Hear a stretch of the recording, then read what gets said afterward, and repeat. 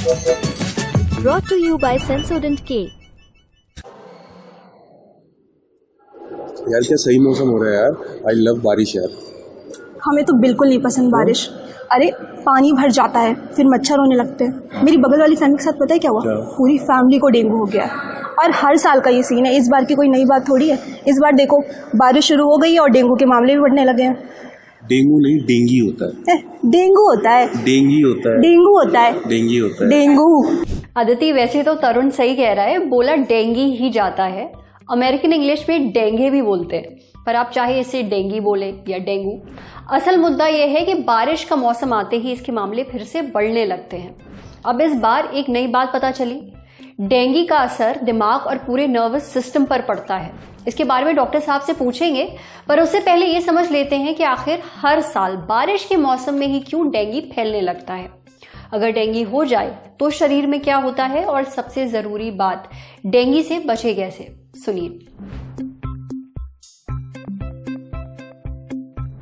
बारिश होते ही जगह जगह पानी एकत्र होने लगता है, जिसकी वजह से पानी के छोटे छोटे पूल्स बन जाते हैं। इन पूल्स में मच्छर ब्रीड करने लगते हैं और एडिस एजिप्टाई नाम का मच्छर और एडिस एल्बोपिक्टस नाम के मच्छर, जो खासकर इस मौसम में बढ़ जाते हैं, वो एक आर्गो वायरस, डेंगी वायरस के कैरियर होते हैं, जो लोगों को काट काट के इस वायरस को पर्सन टू पर्सन फैलाते हैं। जितने ये मच्छर बढ़ते जाते हैं उतना ही वायरस फैलता जाता है। डेंगू के लक्षण हैं तेज बुखार, जो बहुत शरीर में दर्द करता है, ठंड लगना, बुखार लगातार रहना, ना टूटना, जोड़ों में दर्द, मसल्स में दर्द, पेट में सीवियर दर्द और पेट फूलना, पेट गैस से तना होना, कभी कभी उल्टी और दस्त, शरीर में रैशेस, सुस्ती और कभी कभी खांसी होना। ये लक्षण धीरे धीरे पहले 3 से 5 दिन बढ़ते हैं, फिर 5वें दिन रैशेस आने लगते हैं। जो प्लेटलेट्स गिरते हैं, जिसकी वजह से हेमरेज या खून की लीकेज होती है, वो शुरू में नहीं गिरते हैं, पर जब वायरस का फेज खत्म होने लगता है और उसकी इम्यून मैनिफेस्टेशन चालू होती है, तो धीरे धीरे प्लेटलेट गिरने लगते हैं। कभी कभी प्लेटलेट बुखार खत्म होने के बाद भी गिरते रह सकते हैं।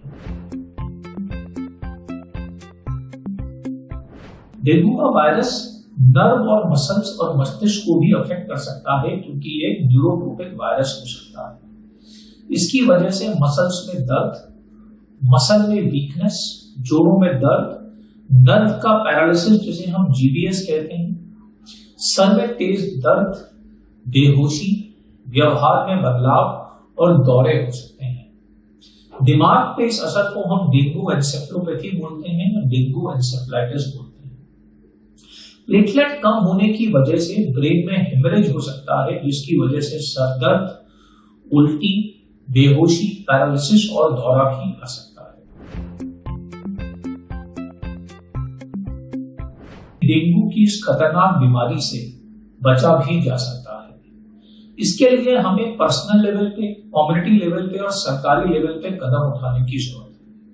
पर्सनल लेवल में आपके घर के आसपास जहां जहां पानी इकट्ठा हो रहा है, जैसे खाली कूलर, पौधों के गमले, छोटे छोटे टब, गार्डन में जगह जगह पूल्स बन जाते हैं पानी के, उन सबको क्लियर करने की जरूरत है।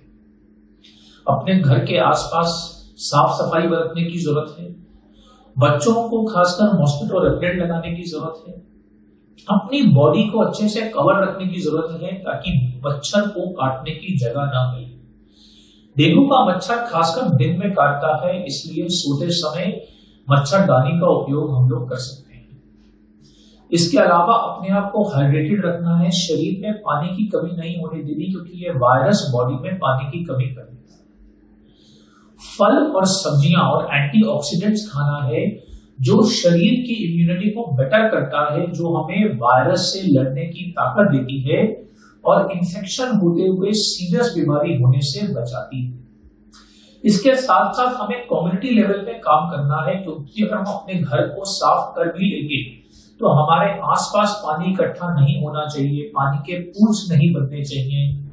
बारिश का मौसम है, इस मौसम में मजे लीजिए, एंजॉय करिए, बस साफ सफाई का ध्यान रखिए, डेंगू से बचे रहेंगे। अब बढ़ते हैं सेहत के अगले सेगमेंट की तरफ।